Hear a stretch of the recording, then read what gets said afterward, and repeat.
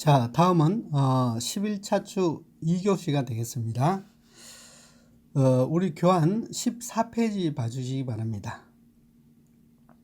자, 중국의 앞 시간에는 중국의 상관행에 대해서 이제 한번 살펴보았고요. 14페이지, 둘째 시간부터는 중국의 진출한 물류 기업이라든지 운영되는 물류 기업을 중심으로 해서 한번 살펴보도록 하겠습니다. 물류 운영에 대한 살펴보도록 하겠습니다. 먼저 14페이지 첫 번째 이제 이 델 컴퓨터사를 한번 볼게요. 델 컴퓨터사는 중국의 세관 제도를 많이 이용했는데, 먼저 델 컴퓨터사의 이 근본 개념을 이해를 해야 되는데, 델 컴퓨터사는 부품이라든지 이런 부분들 사양들을 쫙 확보를 하고 있다가 이제 소비자가 주문에 의하면 그 사양에 맞게끔 조립해 가지고 금품에서 출고를 합니다. 그래서 여기 나왔다시피 이 델 컴퓨터사는 고객으로부터 주문을 받고 난 다음에 7일 이내에 모든 걸 다 세팅, 소비자한테 전달하는 7일 이내에 하는 걸 원칙으로 하고 있습니다. 그만큼 뭡니까? 물류라든지 조립이라든지 그 다음에 리드 타임 이런 부분들 철저히 관리하는 게 관리함으로써 비즈니스를 영위하는 게 델 컴퓨터사다, 그렇게 보시면 되겠습니다. 그래서 델 컴퓨터사의 세관 업무의 원칙을 본다 그러면, 정형화된 서식에 처리하면 처리해 주는 게 요즘 일반적인 상식이지 않습니까? 즉 다시 말하면 EDI 시스템을 통해서 대체적으로 전 세계가 거의 다 EDI 시스템을 통해서 이제 무역 업무를 수행하지 않습니까? 그런데 이제 중국은 관리 감독이라든지 이런 부분들이 굉장히 폭넓게 이루어진답니다. 그래서 이 철저하게 관리하기 때문에 사실상 그 처리 기간이 많답니다. 그래서 이제 어떻게 하면 급행 처리를 할 것인가, 급행 처리를 할 수 있는 이런 부분들이 이제 개선될 필요가 있다, 그렇게 보시면 됩니다. 그래서 델 컴퓨터사는 비즈니스를 2000년도에 이 복건성의 공항 옆에 바로 공장을 지어 가지고 거기서 수주를 오게 되면 빨리 조합해서 바로 항공기를 띄워서 에어라인을 띄워서 전 세계적으로 납품하려고 그렇게 합니다. 그래서 이제 중국의 세관 제도도 상무부에서 심사를 하고 세관에서 등록하고 관리대장, 앞에 말씀드렸죠. 전 시간에 말씀드렸죠. 그죠? 취득해서 절차를 마칠 때까지 10일이 걸린답니다. 정상적으로요. 근데 앞서 말씀드렸듯이 델 컴퓨터사는 뭐예요? 리드 타임을 7일 갖고 있는데 웬걸 통관 기능만 10일 가져간다. 그건 말이 안 되지 않습니까? 그죠? 그래서 세관이 아예 델 컴퓨터사에서 정보 시스템을 깔아버렸습니다. 깔아가지고 세관의 관리 시스템들을 완성 수출품이라든지 전자통관 시스템, 즉 다시 말하면 관리 대장 이런 것들을 아예 신속하게 할 수 있도록 IT로 먼저 깔아줘 버렸다는 얘기죠. 그죠? 그래서 수주 시스템이라든지 조달 시스템을 링크를 시킬 수 있도록 만들어 버렸고요. 그렇게 하면서 이제 관리 대장이라든지 일정 기간의 생산 계획이라든지 이런 것들을 완전히 뭡니까? 전자관리 대장 시스템을 EDI 시스템처럼 이렇게 만들어 버렸다, 그렇게 보시면 됩니다. 그만큼 뭐예요? 이 신속하게 처리할 수 있는 어떤 정보 시스템을 만들었다, 그렇게 보시면 됩니다. 그래서 델 컴퓨터사는 실제 수출하기 전에 인터넷을 통해서 부품 리스트를 정보를 딱 치우면 세관에서는 뭡니까? 그거 보고 뭘 해준다고요? 전자관리대장, 요걸 허용을 한다는 얘기죠. 그래서 속도가 굉장히 빨라졌다. 그래서 일본 측 같은 소비자 같은 경우는 주문 후에 최단 4일이라든지 일주일 이내에 납품할 수 있도록 만들어버렸다는 얘기입니다. 동시에 델 컴퓨터사는 부품 제조업체부터 해서 지트 방식으로 하기 때문에 그 외에는 재고 관리라든지 제공품 이런 부분들을 대기 감축하기 때문에 그만큼 효율적으로 운영할 수 있다. 그래서 이제 부품 그 업체들도 아예 보세고 그죠? 그걸 옮겨서 집중 관리할 수 있도록 이렇게 만들어 버렸다. 그렇게 보시면 됩니다. 그래서 집중 통과는 제3자 기업, 독자라든지 아니면 합작 이런 어떤 기업들을 통해서 직접 할 것인가, 직접 가공할 것인가, 위탁 가공할 것인가, 뭐 보상무역을 할 것인가 이런 것들이죠. 수출 관련된 송장만 그 세관 수속에 수속하는 어떤 이런 시스템으로 바뀌었더라 그렇게 보시면 됩니다. 밑에 그림에서 보다시피요. 세관에서 부품을 생산해서 2시간 이내에 델 컴퓨터에서 이 부품을 컴퓨터로 치트 방식으로 공급을 하고 그 다음에 그 완성된 제품들은 세관에 뭐예요? 앞서 말씀드렸듯이 이 그 링크를 시켜서 전자관리 대장에 신속하게 허가를 받는 거죠. 그렇게 해서 바로 수출을 함으로써 빠르게는 3, 4일 그죠? 3, 4일 만에 도착할 수 있도록 이런 식으로 바뀌었다. 그렇게 해서 경쟁력을 갖췄다. 그렇게 보시면 되겠습니다. 자, 그 다음에 이제 16페이지, 도요타하고 폭스바겐, 볼게요. 중국의 자동차 시장은요, 어마어마하게 커졌다. 그렇게 보시면 됩니다. 그래서 2010년대까지는 자동차 육성 기업으로서 해서, 4가지 정책을 장려했다네요. 자동차 공업 촉진에 관한 규정이라든지, 자동차 산업 투자 관리 규정이라든지, 자동차 소비 관리, 뭐 자동차의 개인 대부금, 리스라 되나 그렇죠 그냥 그런 관리법 이런 것들을 해서 이 그 판매 라든지 산업을 육성을 시켰죠. 그래서 2002년도에는 자동차 생산량은 325만 대요. 세계 5위를 차지했다고 그러네요.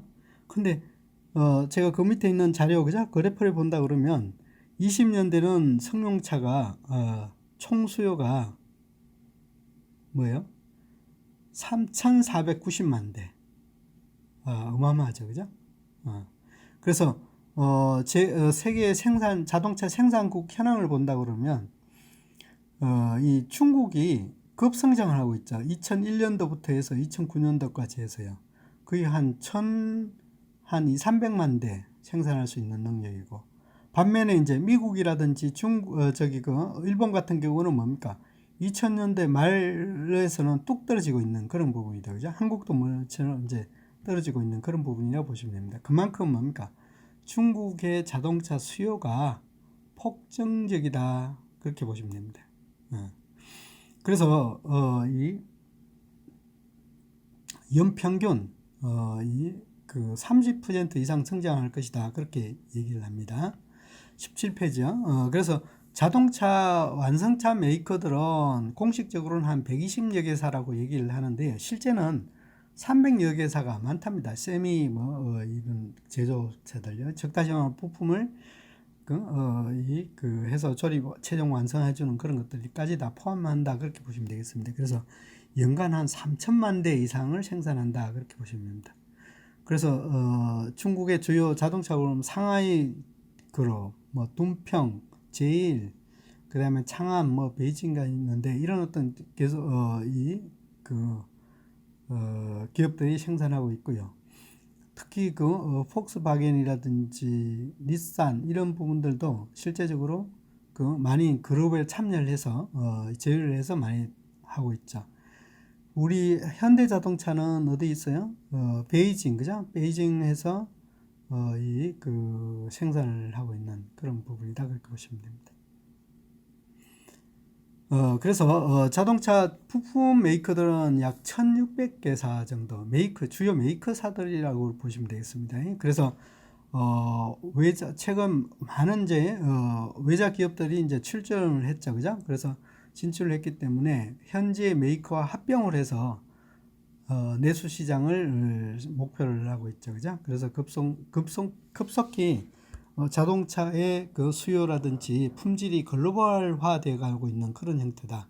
특히 메이커 제조업체들은 부품들을 치트 방식으로 도입함으로써 그만큼 재고량이라든지 이런 것들을 줄이고자 하는 게 적다시마 부품 조달입니다. 조달의 부품 재고라고 보시면 됩니다. 줄이려고 하고 있고.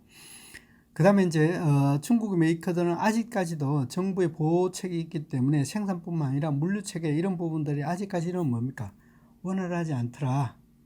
그래서 향후에는 이런 어떤 내수 품질이 이제 다 채우고 난 다음에 수요가 하고 난 다음에는 이제 그때부터는 그 생산 설비라든 이런 부분들이 뭡니까? 놀릴 수 없으니까 이제 해외에 진출을 하겠죠. 그죠? 그렇게 하려면 무엇보다도 이제 뭡니까? 품질. 이런 부분들이 계속 개선돼야 되는데 이런 개선들이 많이 추진되고 있다, 개선되고 있다 그렇게 보시면 됩니다. 그래서 일부 한국에서도 이 소형 트럭을 중심으로 해서 이 중국 자동차가 이제 들어오기 시작한 거다 그렇게 보시면 되겠습니다. 그래서 19페이지 한번 볼게요. 외자의 자동차 기업의 합병 상대들을 본다 그러면 폭스바겐 같은 경우는 상해 자동차하고 제일 자동차하고 그렇게 하는데요. 저도 저기 이 공장에 가봤는데요. 장춘 쪽에 가봤는데요. 제일 자동차하고 그 다음에 폭스바겐 BMW죠.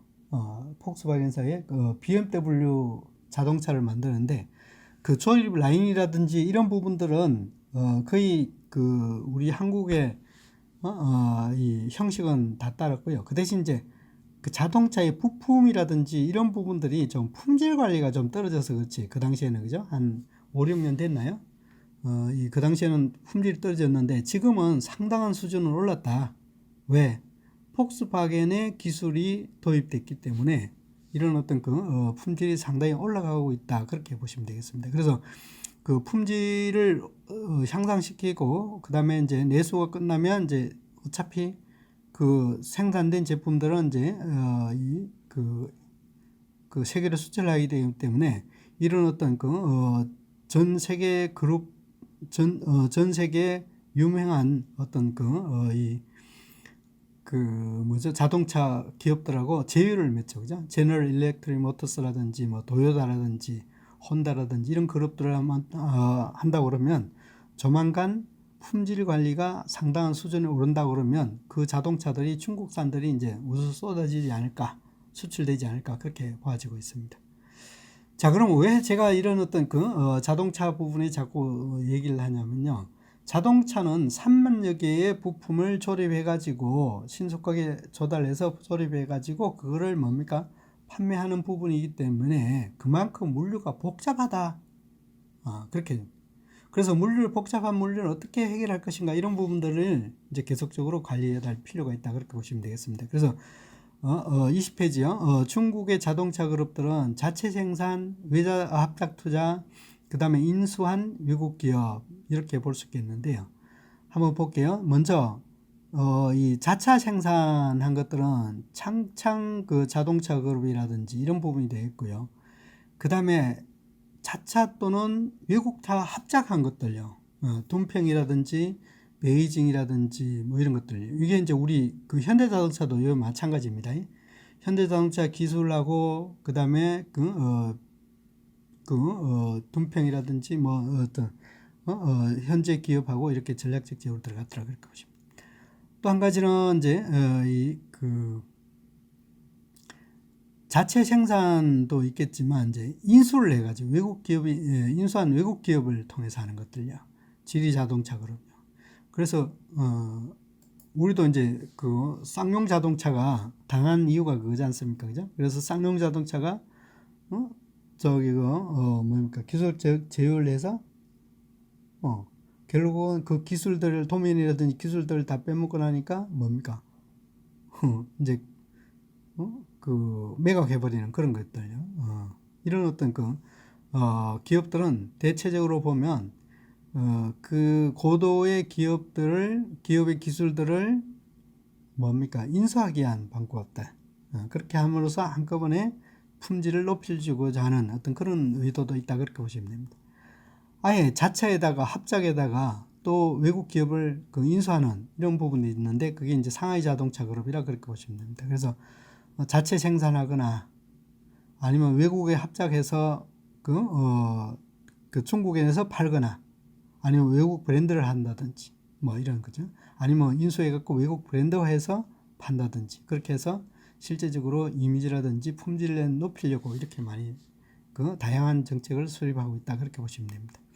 그래서 로컬 브랜드는 중국 업체의 자체 개발한 브랜드를 뜻하고 자체 생산뿐만 아니라 합작해서 이 중국 내부에 판다고 그러면 그만큼 뭡니까 소비자들에 대한 이 그 만족도라든지 품질 이런 부분이 높아지겠죠, 그죠? 그래서 21페이지 보시면 상하이 그 자동차 그룹은 앞서 말씀드렸듯이 이런 폭스바겐이나 GM대우 뭐 이런 그 자체의 어떤 그 브랜드도 있겠지만 기업도 있겠지만 폭스바겐이라든지 GM이라든지 이런 기업들하고 제휴를 해서 하는 것들이 있고 그 다음에 그 중간에 한번 볼까요? 현대 기아 벤처 볼게요. 베이징 자동차 그룹은 베이징 자동차 포톤 있지만 벤처라든지 현대하고 제휴를 맺어서 그만큼 뭡니까 이 브랜드 이미지라든지 제품 이미지를 높이기 위한 어떤 그런 방법도 있다 그렇게 보시면 되겠습니다. 이렇게 해서 다양하게 그 품질이라든지 이미지를 제고해주는 어떤 이런 형태도 갖고 있다 그렇게 보시면 되겠습니다. 자 22페이지 그러면 이제 조달 물류를 어떻게 할 것인가 효율적으로 할 것인가 이게 이제 큰 문제라고 그랬죠, 그죠? 그래서 이제 도요타의 천진 자동차를 한번 볼게요. 도요타 자동차는 천진의 합병 공장으로서 2002년에 이제 생산을 시작했고 성능차 중심으로 해서 그래서 부품을 가능하면 중국 내에서 조달을 해야 되겠다 그런 생각입니다. 그러니까 주요 부품 엔진이나 미션 이런 것들은 도요타 그 현지 공장에서 가져가고 일본에서 가져가고 나머지는 부품들은 현지에서 중국에서 조달하겠다 그런 얘기입니다. 그래서 도요타 자동차 부품을 납품하는 업체들은 그 옆에 와라 천진지구라든지 이런 것들 와라 그래서 그 아니면 또 이제 조달을 어떻게 효율적으로 할 것인가 이런 부분들이 가능한데 그래서 주변에 있는 천진 지역에 있는 부품 제조사들을 통해 제조사들은 부품 조달을 밀크런 방식, 즉 다시 말하면 밀크런 방식이라는 게 뭐예요? 그날 주문을 차량 한 대를 배차해서 A 사도 가져오고 B 사도 가고 C 사도 가고 이런 식으로 해서 소량 단위로 시간 단위로 부품을 순회 집발해서 그 완성차 제조 라인에 태우고 이렇게 하다 보니까 소량 다빈도 이런 부분들이 철저히 관리가 되지 않습니까, 그죠? 그래서 그런 부분이 굉장히 높더라. 그래서 장점을 본다 그러면 아무래도 물류비라든지 그 부품 가격을 명확하게 분리할 수 있어서 전체적인 비용이 공동 집배송하기 때문에 그죠? 공동 집배송보다도 그 집하하기 때문에 공동으로 집하하기 때문에 그만큼 비용이라든지 적게 들더라. 그 다음에 이제 각 그 메이커에서가 개별적으로 납품한 게 아니라 그 한 차로 여러 가지 제품들을 혼적해서 가기 때문에 그만큼 비용도 절감할 수 있더라. 그 다음에 이제 지트 방식으로 하기 때문에 이 그 생산 스케줄을 맞춰서 바로 집하하고 납품하기 때문에 그만큼 뭡니까 재고 이런 부분들도 적게 되더라. 그래서 밀크런 방식이 굉장히 유용하다 그렇게 보시면 됩니다. 그래서 상해 그 부품 메이커에 납품 본다 그러면 도요타 천진 공장에 본다면 트럭을 수송해서 2일 소요되는 장거리이기 때문에 상해 물류센터를 아예 설치해서 거기서부터 뭡니까 상해 지역에 있는 부품들을 모았다가 천진에 있는 생산 공장에 이 순서에 맞게끔 조합을 해가지고 한 차에 보내버리는 거죠, 그죠? 그래서 여러 부품들 한꺼번에 보내다 보니까 가능하면 뭡니까 생산 라인에서는 지트 방식으로 해서 재고가 거의 없어지는 거고 그 다음에 상해 공장에서는 상해에서는 부품들을 여러 개를 모아가지고 한꺼번에 보내다 보니까 실제적으로 부품이 재고가 그만큼 줄어들더라 감축되더라 이렇게 해서 운영해서 조달 비용을 감축하더라 그렇게 보시면 되겠고요. 자 23페이지 보신다 그러면 안길 천지 자동차 유한 공사의 한번 사례를 보도록 하겠습니다. 이 공사도 자동차 회사도 보면 상해 자동차 공업 판매 회사와 네덜란드의 TNT 기업과 합병한 회사라고 보시면 됩니다. 그래서 현재는 그 GM 상해 통용이라고 하죠. 모터스와 폭스바겐 그죠? 그 조달 물류를 담당하는 그런 부분이라고 볼 수 있겠는데 이제 여기 그 물류 회사 그죠? 그래서 상해 폭스바겐 본부 근처에서 배송센터를 만들어서 설치를 하고 그 다음에 물류 관리 정보 시스템이라든 이런 것들을 구축해서 실시간으로 이제 정보라든 이런 것들을 교환하고 있죠.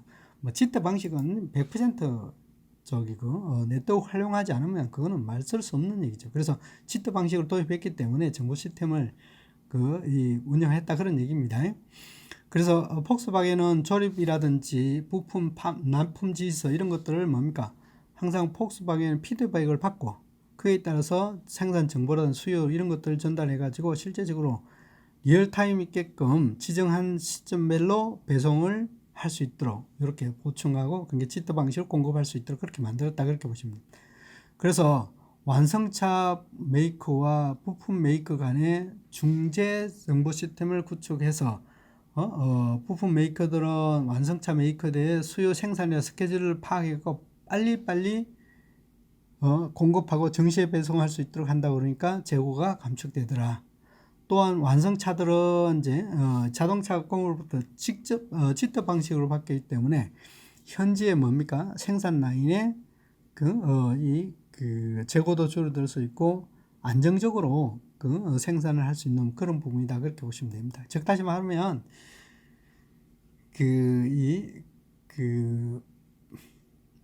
폭스바겐이라든지 제너럴 모터스에 뭡니까 협력 파트너 회사로 들어갔더라 그런 얘기입니다. 그렇게 하면서 GM이라든지 아니면 그 폭스바겐의 정보라든지 이런 것들 생산 정보라든지 이런 것들을 쭉 받아가지고 지트 방식으로 공급해 주더라.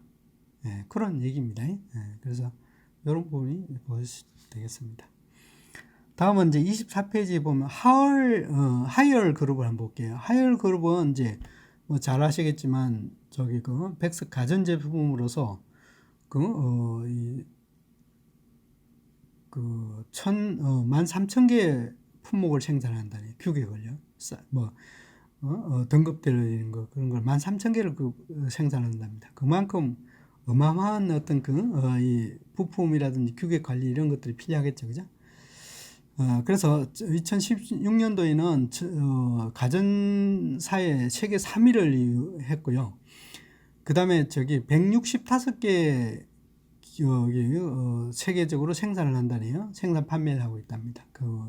165개 국가에 그죠? 대상으로 한답니다. 2019년도 매출액 보면은 2,007억 200만 위안 그렇게 볼 수 있겠는데요. 전년도 대비 거의 9에서 10% 정도 계속적으로 꾸준히 증가되고 있는 그런 기업이고요. 근데 이제 이런 세계적인 기업이 될 수 있다는 부분은 보면 하이얼이 중소기업이었지만 갑자기 커진 이유는 고품질 제품이라든지 24시간 대응 AS라든지 이런 걸 바탕으로 해서 계속적으로 뭡니까 개선을 했답니다. 그래서 조직도 개선하고 물류 시스템도 개선하고 이런 어떤 개선 결과 그죠?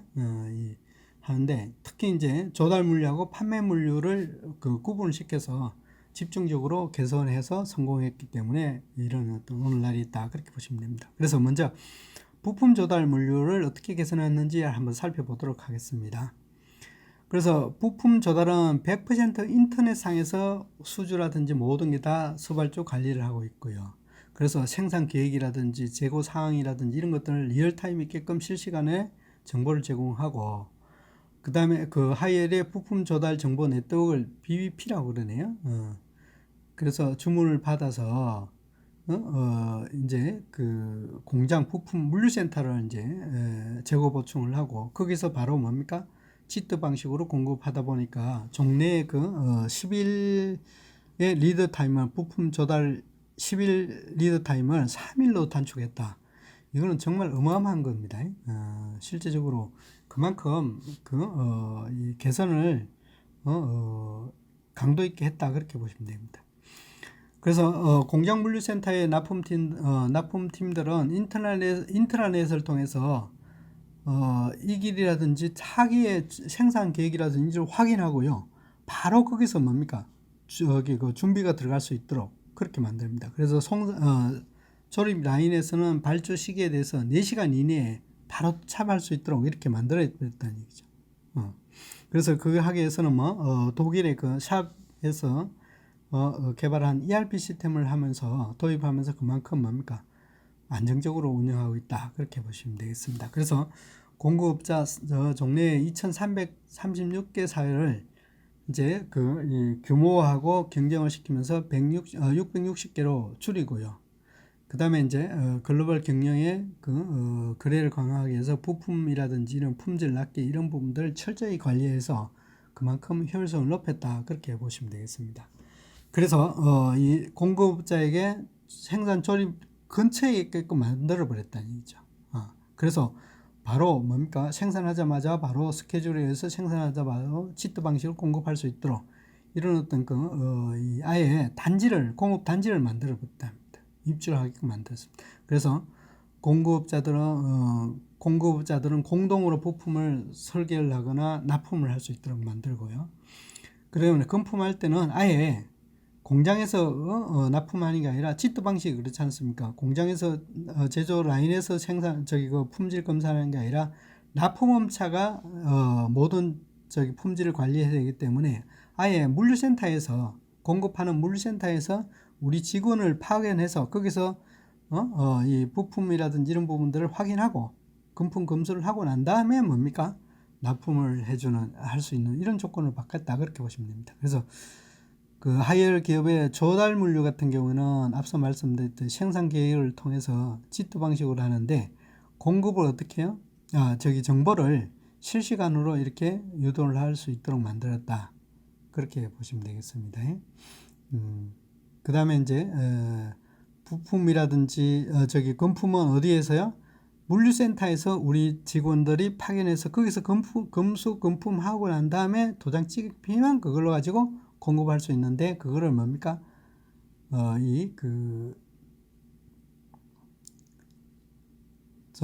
바로 납품할 수 있는 치트 방식으로 운영하였다 그렇게 보시면 되겠습니다.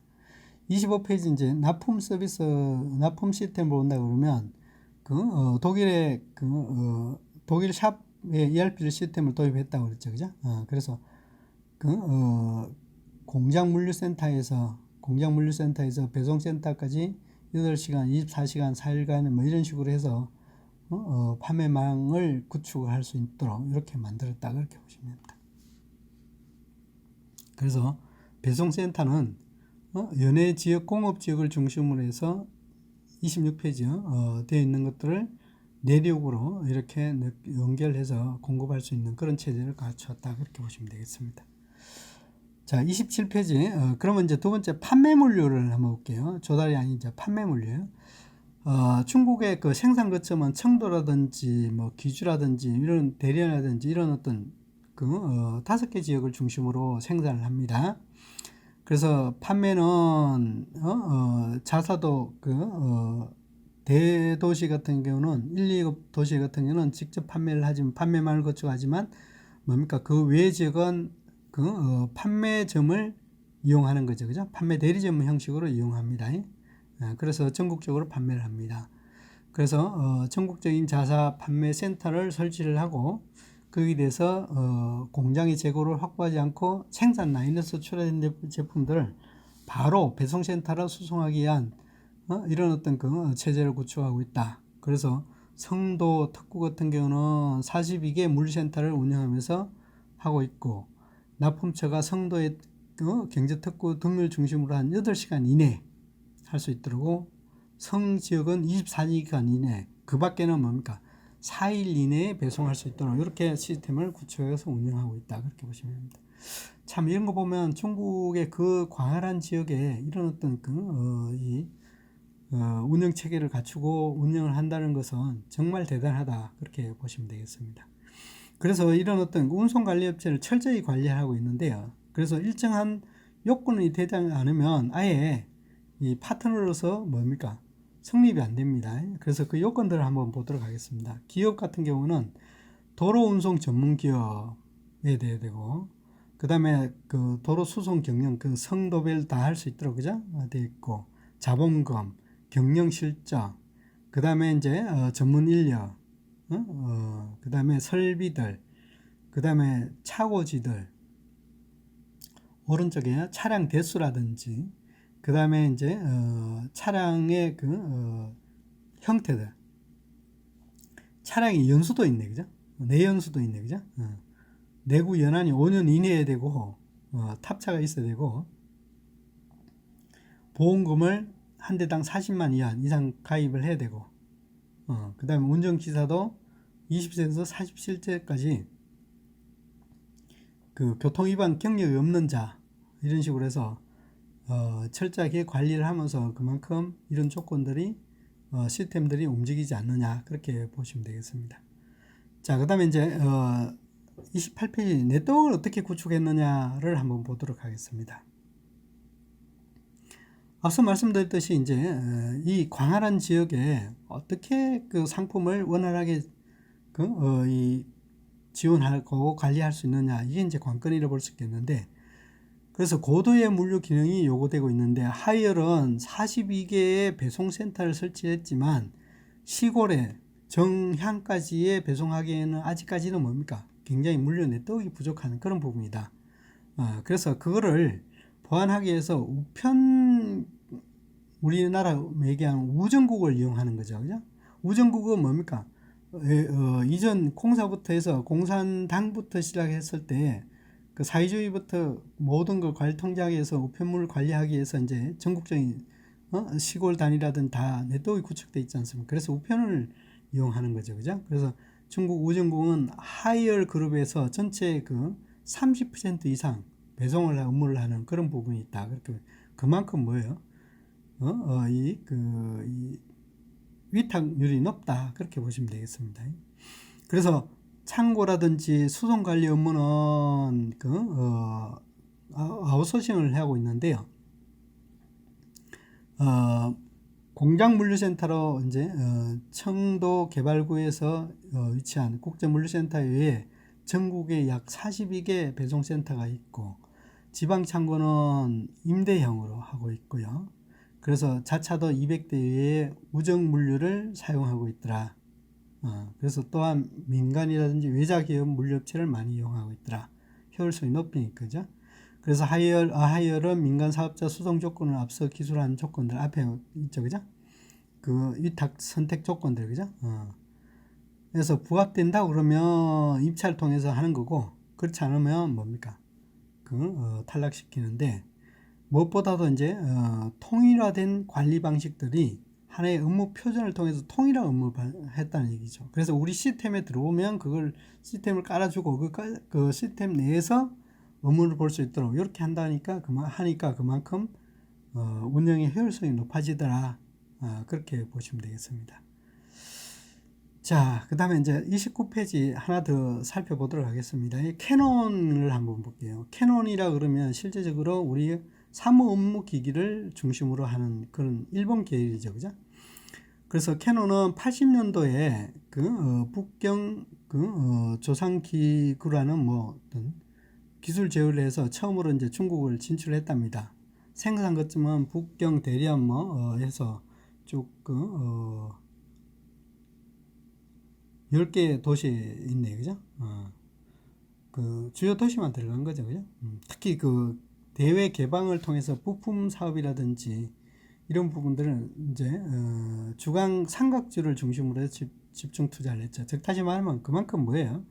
그 지역의 상권이 대도심 지역 중심으로 되어 있다, 그렇게 보시면 됩니다. 그래서 중국은 내수 시장을 중심으로 하기 위해서 상해 중심으로 해서 화동 지역의 생산 거점을 추진을 하고 있는 그런 형태다, 그렇게 보시면 됩니다.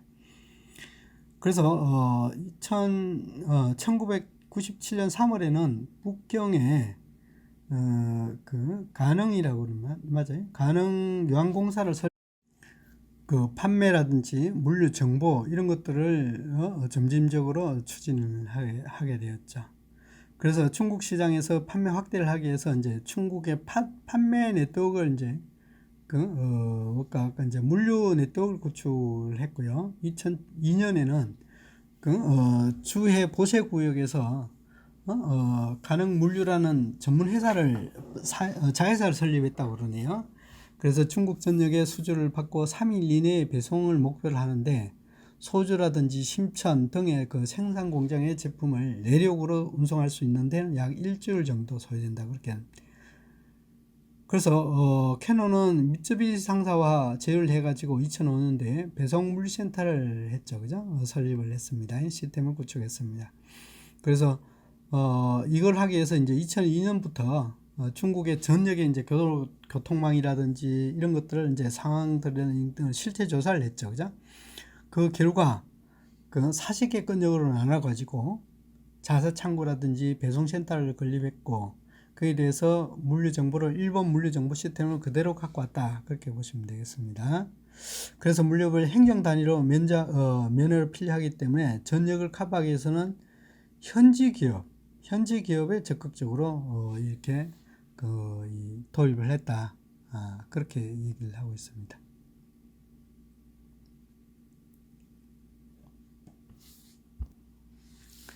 자, 이상 2교시를 마치도록 하겠습니다. 수고하셨습니다.